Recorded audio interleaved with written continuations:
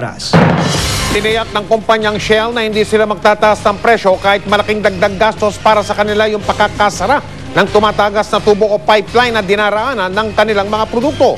Aminado rin ng Shell na limitado pa rin ang supply ng petrolyo sa ilan nilang gasolinahan. Nakatutok si Cara David.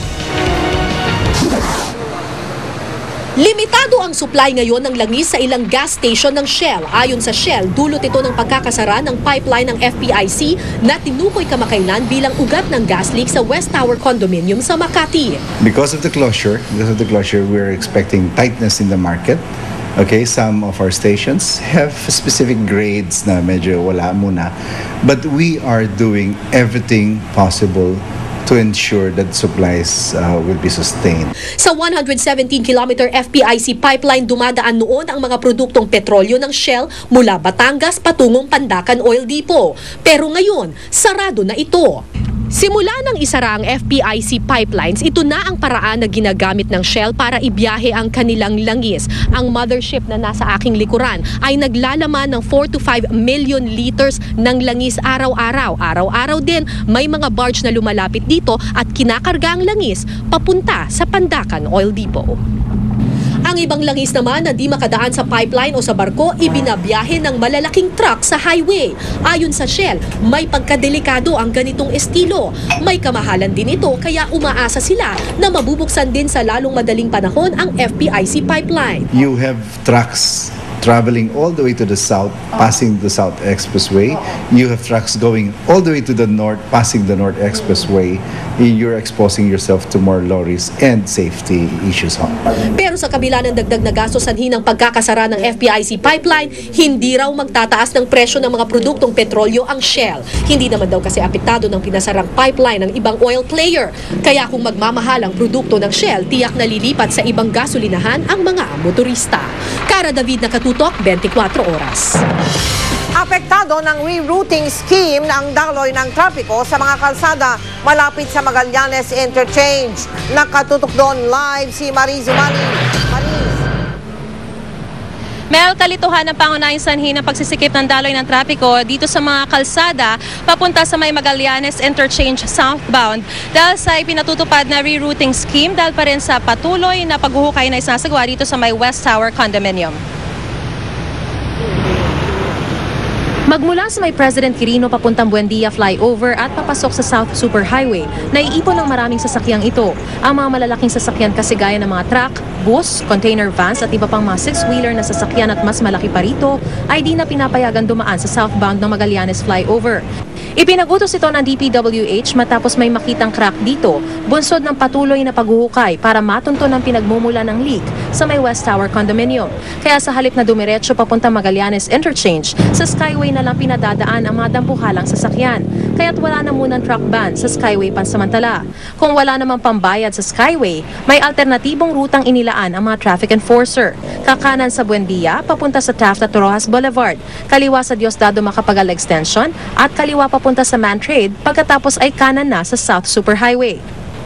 Ang mga truck namang galing Pier o galing sa may San Marcelino, Maynila, sa halip na kumaliwa sa South Superhighway, ay kumana na lamang sa President Quirino going to Rojas Boulevard. Bago pa lang tong scheme na to, kagabi lang namin isinara sa heavy vehicles yung Magallanes Interchange. So nagkakaroon ng confusion among the drivers kung saan sila talaga pwedeng dumaan. Bagamat may ilan ng signages na ikinabit, kulang pa raw ito para makita ng lahat ng motorista. Mabigat din ang daloy ng trapiko sa northbound lane dahil din sa pag-iipon naman ng mga sasakyan na kakaliwa sa President Quirino, bunsod pa rin ang rerouting scheme. Kaya't pang-unawa ng mga motorista ang hiling ng MMDA. Konting tiis kasi hindi namin pwedeng i-risk yung safety ng motorista na padaanan sa heavy vehicles sa Magallanes kasi baka magkaroon ng problema, lalong malaking disgrasya. Dito na lang ma'am, Skyway na lang para safety kami. Okay lang, para bilis. Mel, di pa masabi ng MMDA kung hanggang kailan ipatutupad itong rerouting scheme na ito dahil depende raw ito kung hanggang kailan naman matatapos yung paghuhukay. 24 oras naman ang operasyon ng MMDA at nagpakalat pa sila ng mga karagdagang enforcer, partikular dun sa mga rerouting area. Mel? Maraming salamat sa iyo, Mariz Umali. Tinutugis po ngayon ng mga otoridad ang dating sexy star na si Katrina Paula at ang kanyang kalib-in na leader umano ng Dominguez Carnaping Group. Nakatutok si Rauna Crisostomo. Nakaw ang mga high-end car na ito. Kanina, ipinresinta ng PNP Highway Patrol Group ang 8 sasakyang na-recover sa isang kondominium sa Mandaluyong Martes ng gabi, kung saan umano nagtago ang Dominguez Carnapping Group. Ang lider ng sindikato na si Raymond Dominguez, kalahating milyong piso ang patong sa ulo. Maging ang dating sexy star na live-in partner ni Dominguez, hinahunting na. He is shown here with his live-in partner, Katrina Paula, who he lives with in a condominium in Mandaluyong, where we raided and got hold of all these carnap vehicles. Taong 2008, pinatay ang mister ni Paula na si Anthony Yap sa loob mismo ng kanilang bakuran. Kakasuhan ng carnapping at anti-fencing law violation ang mga pinaghahanap na suspect. Kabilang naman sa mga sasakyang na-recover ang isang SUV na pagmamayari ng dating HUD chief na si Jonicio de la Serna. Pati ang plate number ng Malaya Sports editor na si Jimmy Cantor, nabawi. Karaniwang mga bago at mamahaling sasakyan ng mga target carnapin at kadalasan diretso ito sa pamilihan. Kaya't kung hindi maingat ang mga nais bumili ng mga segunda manong sasakyan, posibleng sa inyong garahe mapupunta ang mga nakaw na sasakyan. Binebenta nila yan sa unwitting customers. Kaya po, the only way, ang ating pong pera ay ating pakaingatan. Bago kayo bumili ng segunda manong sasakyan, ay kumonsulta muna sa pinakamalapit naming himpilan. Pwede ring tumawag at sumangguni sa hotline ng PNP HPG sa Luzon, Visayas at Mindanao. Mula Enero hanggang Setyembre ng taong ito, halos 800 nakaw na sasakyan at motorsiklo ang naitala, mas mababa kumpara noong 2009. Pero tuloy pa rin ang operasyon ng pulisya kontra carnappers. At para iwas carnap, nag-iwan sila ng paalala sa publiko. Hanggat maaari, they park on secured areas, yung mga sasakyan nila, para maiwasan yon. And as much as possible, maglagay sila ng mga secondary lock dun sa kanilang mga sasakyan. Rauna Crisostomo, Nakatutok, 24 Oras. Binaha ang ilang lalawigan sa norte gaya ng Isabela na kamakailan lamang ay sinalanta ng super bagyong Juan. Ilang araw na kasing nag-uulan doon. 6 ang patay sa Isabela. Nililinaw naman po ng Pag-asa na walang bagyo. Nakatutok si Rafi Hima.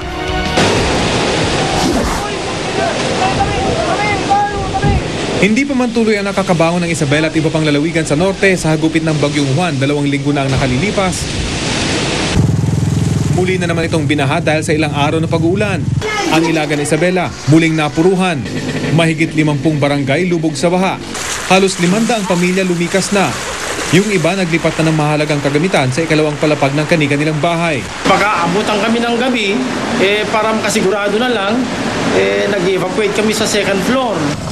Sa bayan ng San Mariano, patay sa landslide ang isang batang lalaki.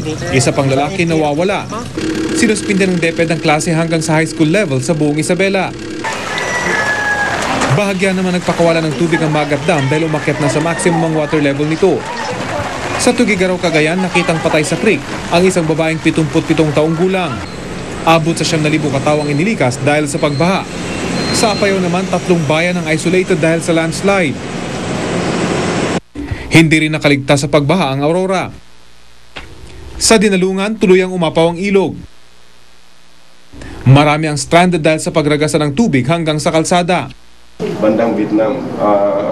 Paglilinaw naman ng Pag-asa, walang bagyo. Ang pag-uulan sa norte ay dulot daw ng tail end ng cold front. Nung isang araw, na tayo doon sa forecast natin na posibleng magkaroon ng malakas na pag-ulan dito sa may Northern and Central Luzon. Magiging handa po tayo at mag-iingat. Rafi Tima, Nakatutok, 24 Oras. Magplano, magsiguro, makibalita. I am ready. Alerto sa tagulan ng GMA News. Sapat daw ang preparasyon ng gobyerno sakaling maharap uli sa kalamidad ang ating bansa gaya ng matinding bagyo. Pero baliwala raw ang mga paghahandang ito kung hindi makikipagtulungan ang publiko. Nakatutok si Victoria Tulad. Tuwing lumalakas ang ulan, kinakabahan na raw si Estrella Bautista. Natatakot na muling umapaw ang creek sa tabi ng kanilang bahay. Noong bagyong Ondoy kasi lampas tao ang tubig sa kanila, dahilan para tangayin ng isa niyang baboy at maging ang 4 na baboy ng kanyang pinsan. Hindi naman kami pwedeng umas, wala naman kami mapaglipatan eh. Ayon sa National Disaster Risk Reduction Management Council o NDRRMC, kumpara noon, mas handa sila ngayon sa mga darating na bagyo. Nang dumating nga raw ang bagyong Juan, kahit papaano ay naiwasan ng malaking bilang ng mga nasawi. Kalmado ako because I know I have prepared so much already. Ani Ramos, may wireless satellites ang NDRRMC upang kahit na masama ang panahon, patuloy ang kanilang koordinasyon sa 39 na ahensyang miyembro nito. Bumili rin daw ng mga rubber boat ang Armed Forces of the Philippines habang ang Philippine Coast Guard ay magdadagdag ng 2 helicopter. Maging ang mga lokal na pamahalaan laging handa. Ang Makati Rescue halimbawa, 24 oras daw ang operasyon araw-araw. Taon-taon din ay dumaraan ang kanilang mga tauhan sa pagsasanay na gaya ng water rescue. Pati mga gamit mula sa salbabida, life vests at trucks nakahanda. We are ready, always ready. Pero anumang paghanda ng gobyerno kung hindi daw makikipagtulungan ng mga Pilipino, baliwala rin. Kaya pakiusap ng NDRRMC. Nakikiusap ako sa ating mga kababayan na tumugon lang kagaya ng pagtugon ninyo sa mga warnings namin. Victoria Tulad, nakatutok, 24 oras. Muli naming pinaalala mga kapuso, ngayong panahon ng tag-ulan, maging ready. Magplano, magsiguro, makibalita. Tumutok sa GMA News, sa Super Radio DZBB at sa gmanews.tv. Pwede rin po kayong makibalita sa aming Twitter account. I-search lang ang GMA News. Handa po kaming maging kaagapay ninyo. Susunod! Eksklusibo o manoy tulak ng droga arestado sa bypass operation sa Maynila. Batangas Governor Vilma Santos Recto, sinorpresa sa kanyang karawan. Aljura Brenica at Chris Bernal, hindi na itago ang pananabik nang muli silang magkita. Isa Calzado, may love scene sa teledramang Beauty Queen at iba pang mga balita. Tututukan natin dito sa 24 oras.